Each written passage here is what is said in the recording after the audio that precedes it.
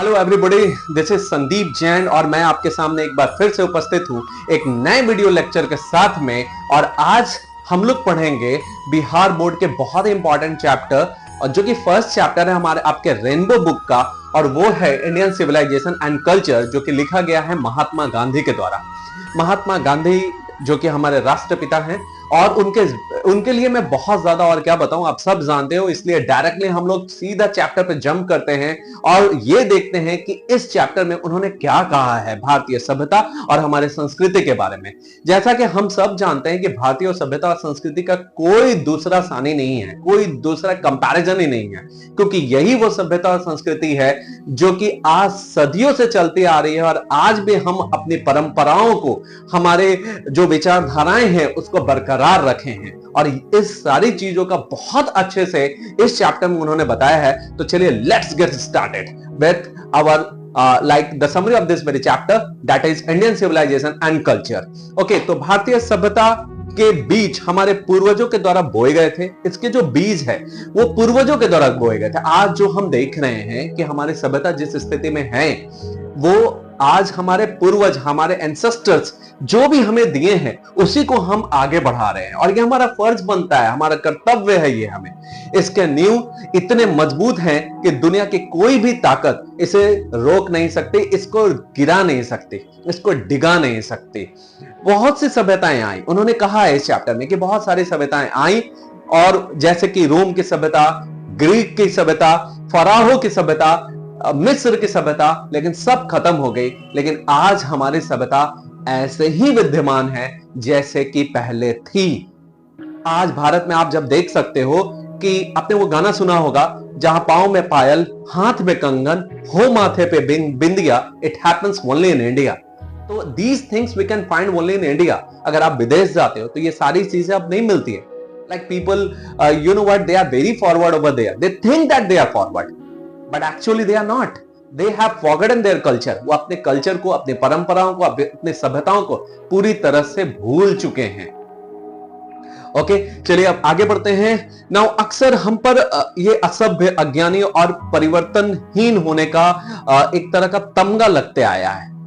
वो क्यों ऐसा कहते थे? पता है, जब हम अंग्रेजों के गुलाम थे तो उनका कहना था कि like Indians and dogs are not allowed. वे हमें कंपैरिजन करते थे कि हमारी जो तुलना है वो कुत्तों से की जा रही है। पता ही है, वो हमें असभ्य कहते थे। वो हमें कहते थे कि इंडियंस हैं, we all are Indians, but actually Indians word is like is been called as like गंवार टाइप।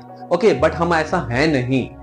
हमारी जो सभ्यताएं हैं, अगर आप अपने दादा का, अपने परदादा के, अपने पिता के सारी पीढ़ियों, रस्मों को, रिवाजों को मान रहे हो, तो क्या आप असभ्य कहलाओगे? आप खुद सोचिए, कैसा है? ऐसा नहीं है दोस्तों। जब हम उन सारी चीजों को मानते हैं तो अपनी जड़ों से जुड़े रहते हैं, और यही हमारी जरूरत भी है। ओके, सभ्यता आचरण का एक मापदंड है। आचरण, यू नो, आचरण, हमारी जो आचरण है उसका मापदंड है हमारी सभ्यता। ओके, मतलब ये कि good conduct is called like that is culture. Okay, जब हम किसी से अच्छा कंडक्ट करते हैं तो हमारी कल्चर होती है। यह सभ्यता हमारे कर्तव्यों को पूर्ण रूप से हमें निर्वहन करने के लिए अग्रसर होती है। मतलब ये हमें आगे बढ़ाती है। जब हम अपने सभ्यता को मानते हैं तो पूर्ण रूप से अपने सभ्यता को आगे बढ़ाते हैं, अग्रसर करते हैं। हम आज जो अपने पिता से लिए हैं वो हम अपने बच्चों को भी देंगे।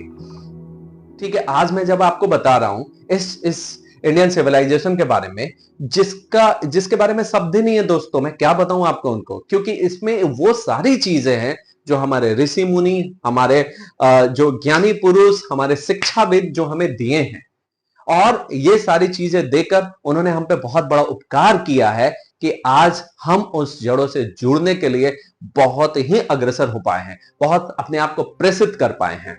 तो इनमें उन्होंने एक बहुत अच्छी बात लिखी है दोस्तों, जो कि मैं आपको बताना चाहूंगा। उन्होंने कहा है, mind is a restless bird, the more it gets the more it wants and still do not get satisfied. मतलब ये कि हमारा जो मन है एक अधीर पक्षी की तरह है, इसे जितना ज्यादा मिलता है ये और ज्यादा चाहता है, और फिर भी सेटिस्फाइड नहीं होता।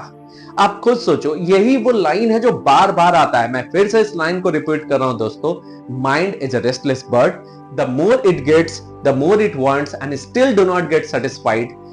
सी the things that you are getting right now. Suppose करो कि कोई पैसा कमा रहा है, कोई 10,000 कमा रहा है, 5,000 कमा रहा है, उसे और ज्यादा कमाने की इच्छा होती है, 50,000, 1,00,000, लेकिन कहां जाके रुकता है वो? कुछ का कोई और छोर नहीं है, कोई अंतिम पॉइंट नहीं है। There is no any like end point of this, like the more you get the more you want. आपको जितना मिलेगा आप और चाहोगे, लेकिन आप कभी भी संतुष्ट नहीं रह पाओगे।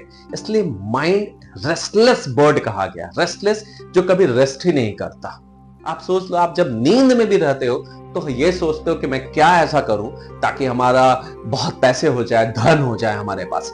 ये सारी चीजें आपको कभी भी सुकून से जीने नहीं देती है, अधीर बना करके रखती है। माइंड को इन्होंने इसलिए अधीर पक्षी की तरह कहा है, और ये बिल्कुल सही भी है। मेरा मानना है कि ये बिल्कुल भी सही है। आज भी युवा पीढ़ी जो है इसी आपाधापी में भाग रही है। वो चाहती है कि मुझे और मिले और मिले, और ये और कभी खत्म ही नहीं होता और ना ही कभी खत्म होगा। इसलिए हमें संतुष्टि, सेटिस्फैक्शन की ओर जाना चाहिए। जो आपको मिल रहा है, you must be happy in that. Otherwise आप चाहे कितना भी कमा लो, आप कभी भी संतुष्ट नहीं हो पाओगे। ये बहुत अच्छी लाइन जो इन्होंने उसमें लिखी है मन के बारे में। चलिए अब आगे बढ़ते हैं। हमारे पूर्वज नई नई नगरों के खिलाफ थे, नई नई रीतियों के खिलाफ थे। बहुत सारे रीति रिवाज जो हम फॉलो कर रहे हैं, आज फॉरेन कंट्रीज से ले रहे हैं, विदेशी पाश्चात्य सभ्यता को हम जो अग्रसर किए जा रहे हैं, उनको मानते जा रहे हैं कि वो ज्यादा अच्छे हैं। आपको क्या लगता है वो ज्यादा अच्छे हैं? अगर लड़कियां छोटे कपड़े पहन करके घूमती है, is this a good thing? आप खुद सोचो, अगर आपके माँ बहन अगर ऐसा करेगा, how do you feel like that? आपको कैसा लगेगा? इसलिए मैं बताता हूं कि उन्होंने जो उनकी जो अच्छी चीजें हैं, महात्मा गांधी ने एक बहुत अच्छी बात कही इस चैप्टर में कि उनकी जो अच्छी चीजें हैं उसे ग्रास्प करिए और जो बुरी चीजें हैं उसे छोड़ते चले जाइए। हर सभ्यता में कुछ ना कुछ अच्छी चीजें जरूर होती हैं, उसे ग्रास्प करना है, उसे हमें लेना है, और पुरानी जो गंदी चीजें हैं उसे दूर रखना है। ओके, तब जाकर हम अपने आप को और ज्यादा अपस्किल कर पाएंगे, अपने आप को और बेहतर बना पाएंगे। सोचिए, ये सारी बातें महात्मा गांधी ने आज 60 साल 70 साल पहले कही थी। आज भी ये पूरी तरह से प्रासंगिक है, पूरी तरह से रिलेवेंट है। अगर कहा जाए तो आज अगर उनको अक्षरशः हर बात को अगर आज की युवा पीढ़ी माने ना, तो कभी वो पथभ्रष्ट नहीं होगी। और उन्होंने बिल्कुल सही कहा है इन सारी चीजों में। Now let's move forward. संसार के किसी भी सभ्यता में सब कुछ संपूर्ण नहीं हो सकता। बहुत अच्छी लाइन कही है उन्होंने। भारतीय सभ्यता का उद्देश्य नैतिक मूल्यों को बढ़ावा देना है। जब हम नैतिक मूल्यों को बढ़ावा देते हैं तो भारतीय सभ्यता का हम और आगे बढ़ाते हैं। ओके, और कोई भी सभ्यता पूर्ण नहीं होती। मैं ये नहीं कहता हूं कि इंडियन सिविलाइजेशन में कोई फॉल्ट नहीं होगा, यहां भी फॉल्ट होगा, लेकिन जितने आपको बुरी चीजें दूसरी सभ्यताओं में ज्यादा मिलती हैं वो यहां पे नहीं है, क्योंकि ये हमारी सभ्यता, सोचिए, हमारे ऋषि ने, हमारे मुनियों ने इतने साल जो शास्त्र पुराणों में पढ़ करके दी है हमें, क्या वो कभी गलत हो सकता है?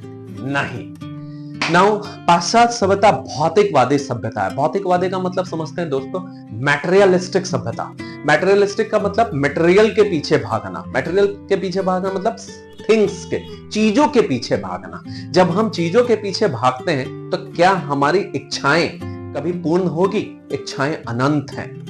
अगर आज आपके पास मान लो कोई छोटा सा फोन है, तो कल आपको लगेगा कि हम और बड़ा फोन ले, फिर आपको लगेगा कि हम वीवो ले, फिर लगेगा हम क्यों ना आईफोन रखें। तो क्या आपके ये मटेरियल जो इच्छाएं हैं, जो मटेरियल चीज को पाने की एकदम ललक है, क्या ये कभी खत्म होगी? नहीं होगी। जब आप किसी दूसरे के हाथों में ज्यादा बेहतर चीज देखते हो तो आपको उसको पाने की इच्छा होने लगती है। इसी को कहते हैं मटेरियलिस्टिक चीजों के पीछे भागना।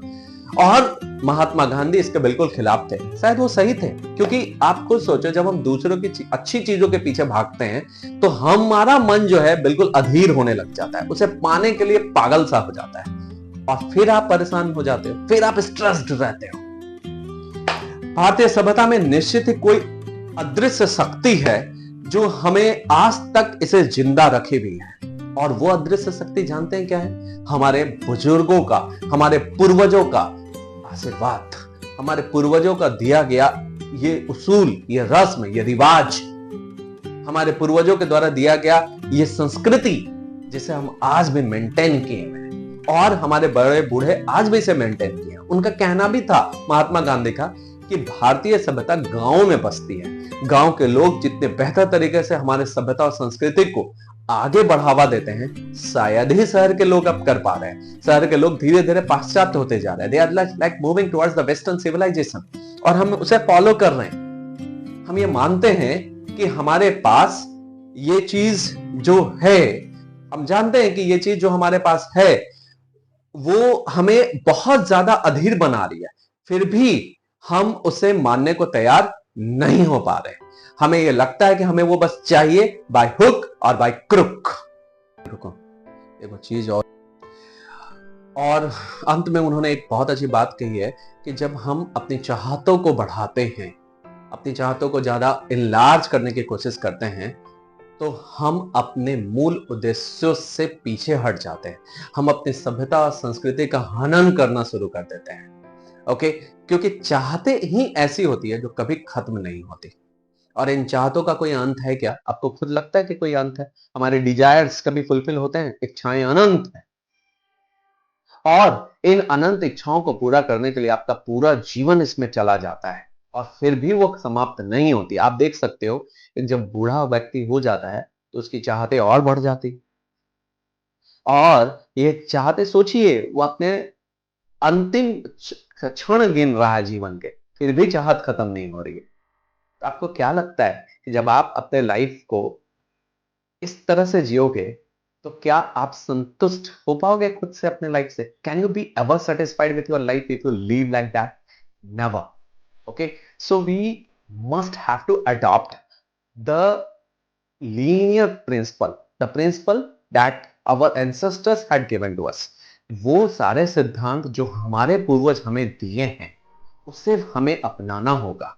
अगर जब हम उसे अपनाएंगे तब हमें यह समझ में आएगा कि चीजों को जितना मिले उतना में ही संतोष करना हमारे जीवन को बेहतर बना सकता है, हमें खुशी प्रदान कर सकता है, हमें प्रसन्नता दे सकता है। और मुझे यह लगता है खुशी और प्रसन्नता से बेहतर कोई चीज हो ही नहीं सकती।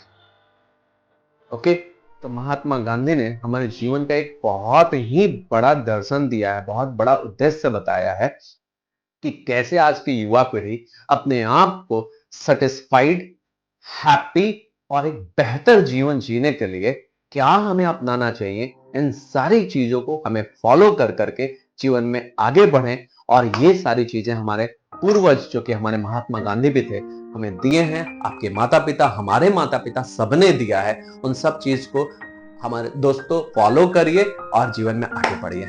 और मैं जानता हूं कि ये जो चैप्टर है आपको एक नया लाइन प्रोवाइड करेगा towards your life. Okay, and that will definitely help you to think in a broader way.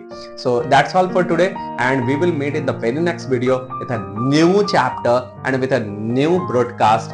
Thank you very much. This is Sandeep Jain. Goodbye.